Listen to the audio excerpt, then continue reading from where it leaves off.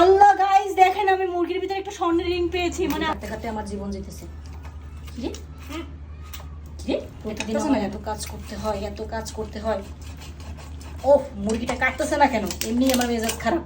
কালকে একটা স্বপ্ন দেখলাম লাইফে ভালো কিছু হবে, কিছু একটা গিফট পাবো, যেহেতু আমার বার্থডে রানীকে দিয়ে যে এত কাজ করায়।